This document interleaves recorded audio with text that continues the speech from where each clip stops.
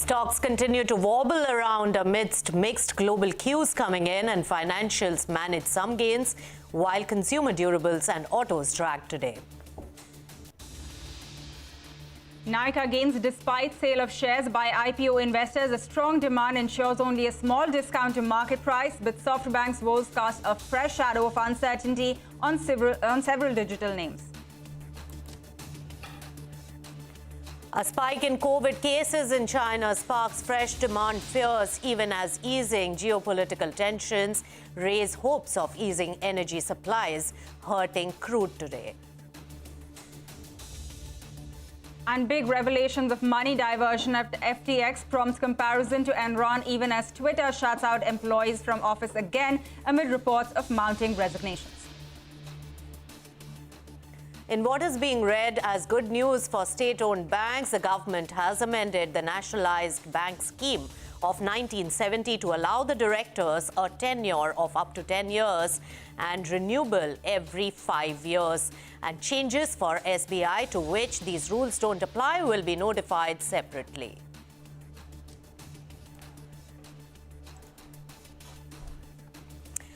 Hello and welcome to Business Lunch. You've tuned into CNBC-TV18 on this Friday afternoon. I'm Nisha Podar, and with me as always is my co-anchor Pavitra Parekh. So Pavitra, it's clearly ending the week on a weaker note for, so to say, for the markets.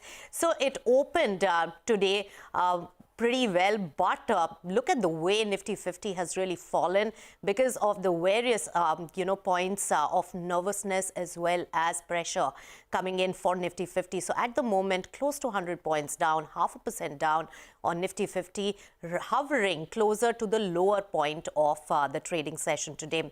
When we talk about Sensex, 315 points down in trade today. Bank Nifty is slightly outperforming the key indices, but still deep in the red with 0.35% cuts, and the mid caps, they are in line with the key indices. So the broader market showing umpteen weakness today with over 0.5% cut, and that's why the market width is also on the weaker side. If we really look at some of the heavyweights today, only a handful are in the green, and we can really take the names of Kotak Mahindra Bank, Tata Motors after yesterday's pressure, trying to see some relief. Hindustan Unilever, Adani Enterprises, SBI and Dr. Reddy. So just a handful in the green. There is pressure in the market, which is quite evident on the screen, Pavitra. Oh, absolutely. Like you said, perhaps some nervousness at these higher levels that we have been talking about. But today, the only index which is managing to trade in the green is the PSU Bank Index. Pretty much the same theme that we've, been seeing play out this entire week, where even in the face of weakness, it is these stocks which are holding up. Some of the larger banks will come up for you still. So take a look at Kotak, SBI. These are few which are doing well. But the smaller ones, so the likes of Bank of Maharashtra, take a look at that one. It's up 10% in this week market. Central Bank of India, IOB, all of these clocking in good gains. On the downside, a lot of pressure in the auto names, so that entire pack will be up for you. And if you take a look at it, for the week, we've seen PSU banks which are up 2.5%, but the auto index and the FMCG index is where we've seen a lot of the weakness come through. So both of those indices between 1.5% and 2% lower. So that's what's really happening with the market. We're going to keep coming back to this, but first up, some important news which came through on PSU banks. The government has amended the nationalized bank scheme of 1970. So according to the amended policy, appointment of whole-time directors as well as MDs will initially be for 5 years, and then it can be extended for another 5 years. So what does this really mean for public sector bank head? Sapna Das is here with what she's picking up from sources. Sapna. Hi. So basically, according to the government, the principle for extension of tenure up to 10 years is now established for the top brass of public sector banks. The government is also clear on the fact that since a kind of a precedent is being set, they could also consider if there's a similar requirement of extended tenures in SBI. According to the government, they don't see a requirement there as of now, but broadly speaking, they would be open in case there is such requirement in the times to come, because under the SBI is under the separate act, and that has not been touched. What the government has done is made the amendments via the nationalized bank scheme. So that's that. They're also very clear on the fact that there is an immediate and imminent requirement in nationalized banks for extended tenures. According to government sources, there are a number of EDs, who may be actually retiring much earlier than the age of 60. And the government would not like to lose a talent pool. Their tenures as of now, of course, are up to 5 years. So, hence, this kind of a so-called reform measure, could actually help government retain that talent pool. Also, as I've just mentioned, the changes have come not under the Nationalized Bank Act, but under the scheme. And this is the position as of now. The view, of course, in the market is very clear that this is good news with respect to longevity of top brass in the bank. In banks, basically, can enhance operational efficiency. Better accountability will lead to more confidence within investors. So, that's the picture as of now. But we have to keep a close watch on this space, because there could be some further reforms that may be announced for the banking sector, especially for the nationalized banks in the coming budget. That's what we have picked up some time ago. Right, Sapna, as you highlighted, very, very important step there for the PSU banks coming in.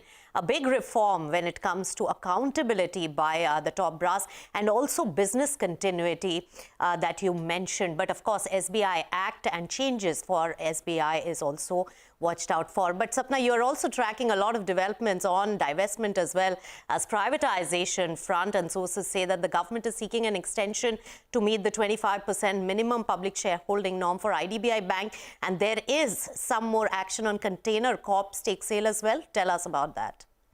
Well, in terms of IDBI Bank, what we've given to understand is that, probably in terms of meeting the minimum public shareholding norm of 25%, there could be an extension that will be sought on that. I think sometime back there was some talk that maybe, post-privatization of the bank, once a stake sale has gone through, the residual stakes of GOI and LIC, they could be termed as public shareholding.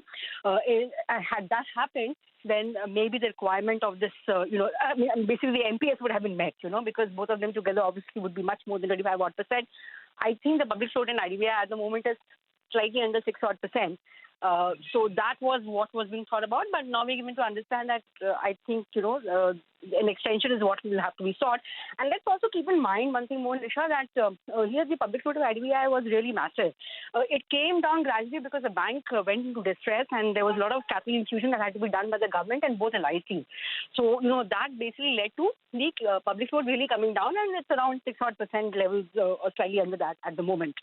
So that's one update, of course. Second, also in terms of Concord, what we're going to understand is that the government should be ready with the UIs sometime December. They should be in a position to invite those UIs, and after that, it's going to be a long haul, 8 to 9 months at least, because that's how much time it takes in minimum for any privatization to go through.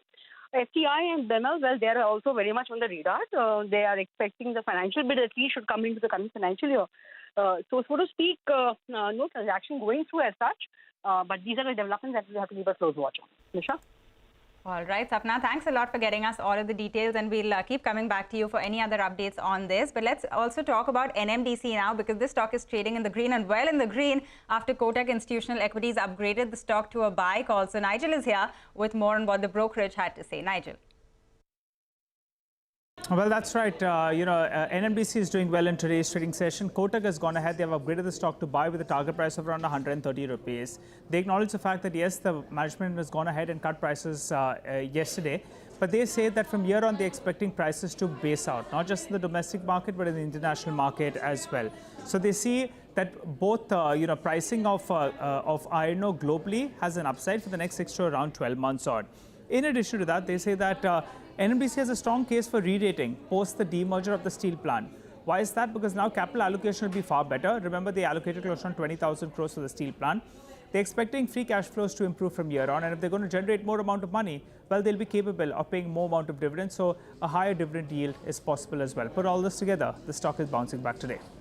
All right. Thanks so much, Nigel, for getting us all those details. Before we slip into a break, while the market is looking weak, Paytm, Nykaa, Policy Bazaar, these three, because of the IPO, pre-IPO lock-in period really ending, that these particular stocks had seen enough pressure and they are seeing some buying coming in. So all these three counters having a good day of trade today. Keep an eye out on these counters as well. With that, quick break on Business Lunch after Haldiram. Remember, sources tell us that snack-making behemoth Haldiram is really gearing up for an IPO, and details on that one is coming up next after Bikaji. Haldiram next. That's to watch out for in the next segment.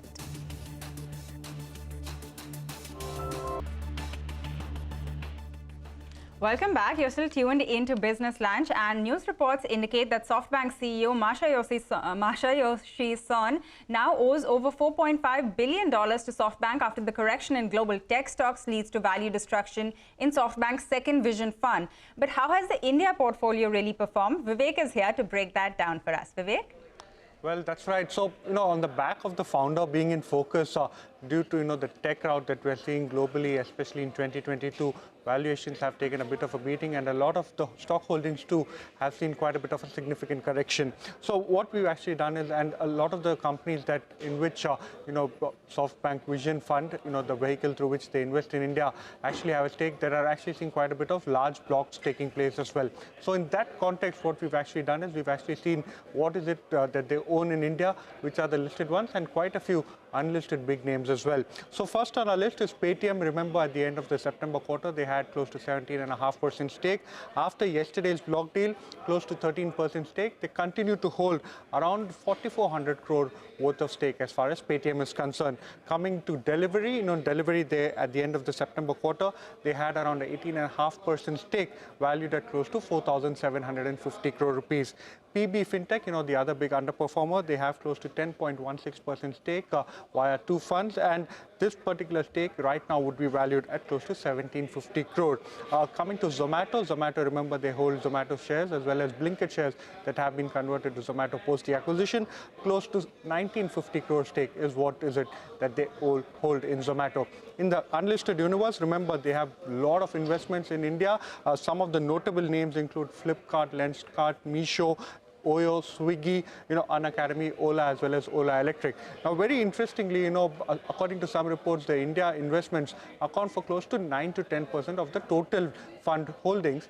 And this particular fund also has exposure via this particular fund in FTX, the troubled Bitcoin or the troubled cryptocurrency space as well. All right. Thanks so much, Vivek, for getting us all those important details. Now, the entire pack, which is in focus because of the selling pressure coming in after the pre-IPO lock-in really ends. Delivery is one outlier which is really underperforming to the rest of the basket. So keep an eye on that. More than 3% down in trade delivery. And on the other hand, Nykaa, Paytm, as well as PB Fintech are the ones which are seeing some buying after the pressure they had seen in the last few trading days. Now, Bikaji stock, that's in focus, the new listed entity on the bourses and is still trading above their IPO price. We are talking about that because after Bikaji Foods listing earlier this week, well, the behemoth in the Indian ethnic snacks category, Haldiram, which we all grew up having actually, is working towards an IPO. And sources tell us that Haldiram Delhi and Haldiram Nagpur are in the process of consolidating operations as part of their plan. In fact, our colleague Shilpa is here with all the details on this. Tell us, Shilpa. Well, you're absolutely right. Days after ethnic snacks company Bikaji listed on the bourses, we're given to understand that now the other brothers from the Haldiram family are now merging their operations to create one snacking behemoth that will then file for a mega IPO. Now, these are the Delhi entity that's called Haldiram Snacks and the Nagpur entity that is called Haldiram Foods International. Now, the name of the combined entity is still being deliberated. That's what we're given to understand. But we're also given to understand that they have already started engaging with bankers to chart out their IPO plans. Timelines may change, but they're likely to merge the company in the next 1 year and then file for an IPO 6 months from them. And I call this a snack behemoth because the revenues of the combined entity was around 9,000 crores in FY22 with an EBITDA of about 1,500 crore rupees. For context, Bikaji clocked revenues of just 1,600 crores in FY22. Now, remember, the original Haldiram was founded all the way back in 1932 by Ganga Bishan Agarwal, and now his 4 grandsons run the 3 businesses. So Shiv Kishan Agarwal, the oldest one, is in Nagpur with control over west and south of India. The second brother, Shivratan Agarwal, runs Bikaji, and the youngest brothers, Manohar and Madhusudan Agarwal, in Delhi with control over the north markets. And together, they control nearly 50% of India's ethnic snacks market. Back to you. Very interesting, Shilpa. This is going to be an interesting IPO for us to watch. But thanks a lot for taking us through all of those details. By the way, take a look at the Brent prices, which have once again slipped below the $90 a barrel mark. We did see that slip come through last night. It recovered a tad and was trading around 90. We're currently around 89.7 on the Brent crude prices. Of course, a positive for the Indian markets. But it's time for a short break now. When we come back, we're going to get you updates on a major milestone for India with the first ever privately developed rocket being launched earlier today. Stay tuned for all of those exciting details. Welcome back. You're watching Business Lunch. A quick look at the market, and market is stable.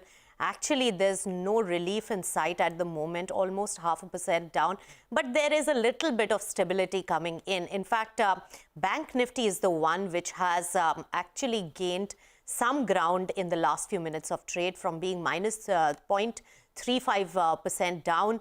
Now it is 0.27% down in trade at the moment. Let's take a look at some of the counters which have gained in the last few minutes of trade. And State Bank of India is one of the big heavyweights, which is now giving a little bit of relief to Bank Nifty and therefore the rest of the market, along with HCL Tech and ONGC. All right, let's move to some big development and to a big achievement for India today. Well, startup team Skyroot Aerospace successfully launches India's first ever privately developed rocket, Vikram S, from Sriharikota, and the mission named Prarambh, or the beginning, marks the Indian private sector's foray into the promising space launch market. Now, the Vikram S rocket is a single-stage suborbital launch vehicle which will carry these three customer payloads or satellites and also help test and validate technologies in the Vikram series space launch vehicles. So that's like a big moment coming in for India in the aerospace. Oh, absolutely. That's a proud moment and such exciting visuals coming through there. But with that, let's move on and talk about what's going on at Twitter, because it has been a wild few weeks. In the latest, Elon Musk has given an ultimatum to his employees where he says that they can either do extremely hardcore work or just get out. The employees were given a deadline of 5 p.m. ET on Thursday by which they could respond to yes on a Google form. And let me actually read out a section of his mail. He said, going forward, to build a breakthrough Twitter 2.0 and succeed in an increasingly competitive world, we will need to be extremely hardcore. This will mean working long hours and at high intensity, so only exceptional performance will constitute a passing grade. If you're sure that you want to be part of this new Twitter, that is Twitter 2.0, please click yes on the link below. So that is the mail that he sent out to his employees. And, of course, after the deadline hit, hundreds of employees quickly started posting farewell messages and salute emojis in Twitter's Slack, announcing that they had said no to Musk's ultimatum. Remember, of course, this comes after Musk initially let go of a big chunk of the staff, including a lot of the senior management, and then recently fired a dozen employees because, they either criticized him or mocked him in tweets or through internal messages. Now, reports also suggest that Twitter has closed all of its office buildings and suspended badge access. These are, news reports coming through today. And just to run you through the numbers, when Musk took over Twitter a couple of weeks ago, they had close to 7,500 employees. And on Thursday, before this last round of resignations came through, reports suggest that they had 2,900 employees. From that, of course, after this resignation, there have been more as well. To wrap up, I'm just going to leave you with this image that he tweeted. You decide what you want to make of it. RIP Twitter is trending, and he decides to go ahead and tweet a grave. All right, lots happening there on the Twitter front. And Pavitra, when Elon Musk took over Twitter, I had done a poll on Twitter whether it'll be more free speech, change in communication, or chaos. Yeah. And a lot of people had really polled for chaos. So I think very preemptive of them. Well, maybe change is the way to go, but there's a big difference between disruption and chaos there. All right, to the final story of this Friday afternoon on Business Lunch, the much-awaited FIFA World Cup kicks off this weekend with hosts Qatar really facing off against Ecuador. And CNBC's Dan Murphy gets us the whole roundup of the sporting action. FIFA World Cup officially kicks off this weekend. It is the first event of this magnitude in the Middle East, and Qatar is preparing for millions of fans from across the globe to arrive. An estimated $220 billion has been spent over the last decade to transform the small nation into a festival of football. Away from building the purpose-built stadia needed for the tournament, Qatar's infrastructure also needed to be overhauled, with the country's first underground metro built to help ease the pressure on roads. But the hosting of the World Cup in Qatar has not been without controversy. Since the tournament was awarded to Qatar in 2010, Human rights groups have raised the issue of alleged poor treatment of migrant workers during the event's construction, with some estimates placing the death toll of migrant workers in the thousands. Qatar disputes those figures. Other critics also highlight a disconnect between Qatar's strict adherence to Islamic law and the culture of alcohol consumption that surrounds many other nations' travelling football supporters. Budweiser remains one of the FIFA World Cup's top sponsors, and alcohol will be available to fans in special zones, but not inside the stadia itself. FIFA has said that over 3 million tickets have been sold for the event so far. The World Cup begins on Sunday with hosts Qatar facing off against Ecuador. Right, Dan, thanks a lot for all of the details. The FIFA World Cup begins this weekend on Sunday. But on that note, we're going to wind down on this edition of Business Lunch. From Nisha, me and the entire team, thank you for tuning in. Midcap Radar is up next.